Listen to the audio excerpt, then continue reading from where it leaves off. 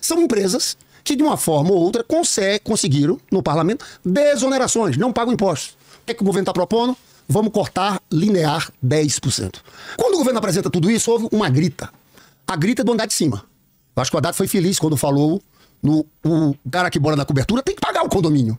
Se você for falar de privilégio tributário para grande empresário, amigo do governo, aí eu vou concordar com você. Você acabou de falar. De alguma maneira, esses empresários conseguiram esses privilégios porque tem poder de lobby no Congresso. O governo que mais aumentou esses privilégios foi o governo Dilma. O governo que mais concedeu privilégios tributários foi o governo Dilma. Inclusive, foi o governo Dilma que inventou o privilégio para as grandes empresas, inclusive grandes grupos de comunicação, como a Rede Globo, na folha de pagamento, que agora o PT diz combater esses privilégios tributários na folha, mas quem inventou foi a Dilma. Agora vocês apontam um problema como você colocou agora, os empresários têm poder de lobby no Congresso, mas primeiro eles tiveram poder de lobby nos governos petistas, e os governos petistas mandaram pro Congresso, o Congresso aprovou com a base do governo petista. Começa então, Lindbergh, primeira pergunta para Kim.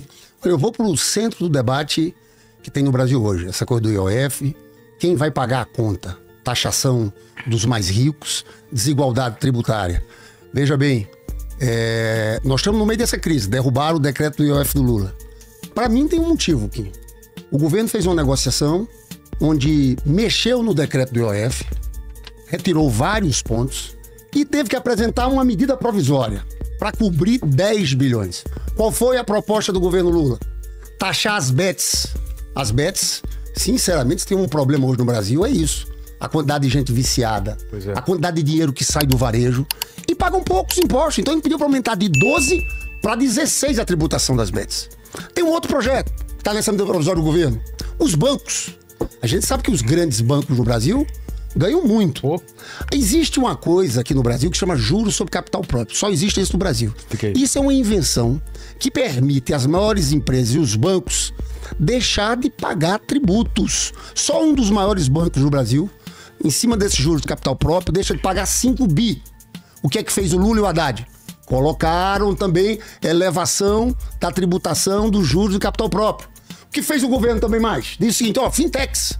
Você tem fintechs que são bancos. Nubank, por exemplo, pagava muito pouco imposto, cobrou mais. O que fez além disso? Olha, nós temos 800 bilhões, ali o tempo, né?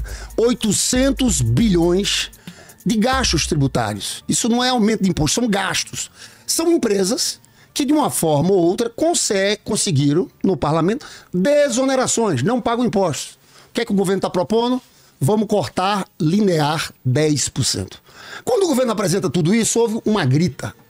A grita é do andar de cima. Eu acho que o Haddad foi feliz quando falou o cara que mora na cobertura tem que pagar o condomínio. Essa turma gritou. Você sabe que tem um livro, que é Os Donos do Poder, do Raimundo Faoro, que fala desse patrimonialismo brasileiro, dessa coisa das elites. Então eu acho que essa crise foi deflagrada por esse processo. Eu queria perguntar ao Kim qual a posição dele sobre isso, porque eu vi que ele votou contra a taxação dos fundos exclusivos, que é o que faz justiça. Veja, fundos exclusivos, quem pode abrir é quem tem mais de 10 milhões de reais. Não é justo esse cara não pagar imposto. A professora da rede municipal tem que pagar 27,5%. Então a gente tá na luta. O Lula tá na luta, o Haddad tá na luta, nós estamos na luta. Para que exista mais justiça tributária, que os ricos paguem de alguma forma, que não sobre só pro trabalhador e pra classe média. Muito bem, vamos lá. O primeiro ponto, Lindbergh, você colocou aí dos 800 bilhões de reais de gastos tributários e disse que o Haddad propôs 10% de corte linear. Se é linear, a gente tá falando de todos os benefícios vão ter um corte de 10%, correto?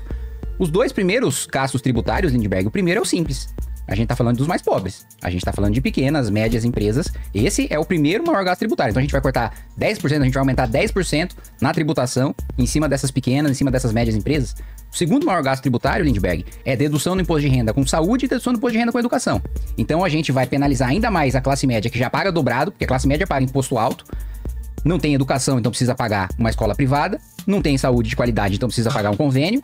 E aí, na hora de deduzir isso do imposto de renda, que inclusive é uma maneira de desafogar o sistema público, que já está afogado tanto na educação como na saúde, nós vamos ter então uma redução de 10% na dedução do imposto de renda para saúde, para educação, para classe média. Isso não é super rico. Tô falando de um sujeito que tem uma renda familiar de 8 mil reais, 9 mil reais. Não é um bilionário, não é um banqueiro. Esses são os dois maiores gastos tributários. O quinto maior gasto tributário é a isenção de contribuição previdenciária para entidades assistenciais, quem faz caridade, filantropia. Nós vamos cortar 10%, tributar mais em 10%. Quem faz filantropia, quem age no lugar do governo, quando o governo deveria fornecer assistência social, e aí vem a filantropia, precisa fazer, aí o governo vem e ainda tributa essa assistência social. Se você for falar de privilégio tributário para grande empresário, né, amigo do governo, aí eu vou concordar com você. Mas eu devo te lembrar o seguinte, você acabou de falar que, de alguma maneira, esses empresários conseguiram esses privilégios porque tem poder de lobby no Congresso. O governo que mais aumentou esses privilégios foi o governo Dilma. O governo que mais concedeu privilégios tributários foi o governo Dilma. Inclusive, foi o governo Dilma que inventou o privilégio para as grandes empresas, inclusive grandes grupos de comunicação, como a Rede Globo e outras redes de TV, na folha de pagamento, que agora o PT diz combater. Esses privilégios tributários na folha, mas quem inventou foi a Dilma. Quem criou foi a Dilma. Quem enviou o projeto para o Congresso Nacional dessa desoneração desses setores foi Dilma Rousseff, né? Então, quando você fala em cortar 800... Parece que os 800 bilhões de reais vão diretamente sair do bolso do mais pobre para ir pro mais rico. O meu tempo já acabou? Não. É que tá com problema, eu tô marcando também aqui. tava olhando o tempo. Você tem mais um minuto. Eu tô marcando aqui no meu cronômetro enquanto eles acertam lá. Então, quando você fala dos 800 bilhões, parece que são os 800 bilhões que saem do bolso do pobre e vai pro rico. Eu falei pros seus dois maiores, não são para super ricos. Pelo contrário, Simples, não conheço nenhum bilionário no Simples. Não conheço nenhum banqueiro no Simples. Segundo, dedução do imposto de renda de saúde e de educação, que também não conheço nenhum bilionário que dependa disso. É classe média. E o outro ponto é, quem criou os privilégios para os grandes empresários foi o governo Dilma. Aí, agora, vocês apontam um problema como você colocou agora. Os empresários têm poder de lobby no Congresso. Mas primeiro eles tiveram poder de lobby nos governos petistas. E os governos petistas mandaram para o Congresso aprovou com a base do governo petista. Então, esse é o meu posicionamento. Se for para enfrentar privilégio grande, eu enfrento. Mas não é esse o histórico do PT. 3 minutos para réplica. Enquanto eles acertam lá, vou colocar aqui, ó, na câmera de cima. Não, Kim, vai ser para os ricos. Olha só, a questão do Simples é que, na verdade, o Simples está na Constituição. Tanto o Simples quanto a Zona Franca de Manaus estão na Constituição. Então, na verdade, vai ser um projeto de lei complementar. Isso aí vai estar fora. Nós podemos adequar. Agora, quando você fala de benefícios tributários, olha, o maior benefício tributário que nós temos adubos, fertilizantes. É uma coisa impressionante o que tem nesse setor aqui. Então, a gente pode, no Congresso ou no Parlamento, dentro da linha do corte linear, e é essa ideia que eu, como líder do PT, vou trabalhar, de concentrar tudo isso nos setores que são os setores mais ricos e que menos criam empregos. Você, quando fala que a Dilma criou para um determinado momento da história, porque nas economias é o seguinte, a economia desacelera. Você pode ter uma leitura de que fazendo uma desoneração naquele momento, você pode estimular a economia. Sabe qual foi o problema que ela teve? Tinha o Eduardo Cunha, presidente da Câmara. Então, o que ela mandou de X de desoneração, aumentaram para 3X. E a Dilma ainda era presidente quando mandou o projeto, que na época o presidente do Congresso era o senador Renan Calheiros, que arquivou. Agora, Kim, você não falou aqui dos bancos. Você não falou das bets, que é outra parte do projeto. Você é contra aumentar a medida provisória que aumenta a taxação dos bets? Taxação dos bancos? Você pode estar certo que esse cuidado a gente vai ter. A gente não quer atingir classe média. A gente não quer prejudicar quem faz trabalho social, né? Quando o relator foi indicado, esse cuidado a gente vai ter. Porque a gente acha que esse momento é o momento de fazer uma justiça. E é por isso que eu queria entender o teu voto. Por que você votou contra um fundo, a taxação de fundos exclusivos? O cara tem 100 milhões num fundo exclusivo e não paga nada. Tem fundo exclusivo no Brasil e tem os fundos offshores. Entende? Então, esse é um problema. Eu vou alongar depois aqui no debate. Os 0,01% mais ricos do país, estou falando aqui algo em torno de 30 mil pessoas, sabe quanto paga de alíquota efetiva de imposto de renda? 1,76%. O Gari de São Paulo paga 27,5%. É muito injusto. O topo, os ricos aqui no Brasil, têm muitos privilégios.